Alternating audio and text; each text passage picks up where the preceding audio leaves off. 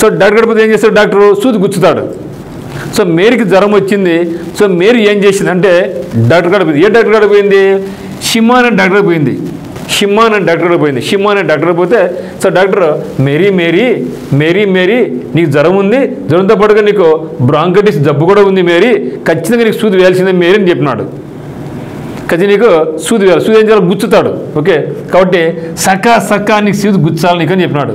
సకా సూది గుచ్చినాడు. So మేరీకి bronchitis అని జబ్బు ఉంది. ఆమె ఎక్కడ పోయింది? సైమన్ అంటే సిమన్ గడికి పోయింది. సిమన్ గడిపోతే నీ జబ్బు చిన్న జబ్బు కాదు, ఇది చిమ్ముడు జ్వరం కాదు, నీకు బ్రాంకైటిస్ ఉంది, అందువల్ల కనీసి సిమన్ డాక్టర్ గడిపోతే సిమన్ ఏం చేశాడు? సకా సూది గుచ్చినాడు. సో జనరల్గానే లేడీకి సూది అంటే భయం. అప్పుడు ఏం చేసింది మేరీ?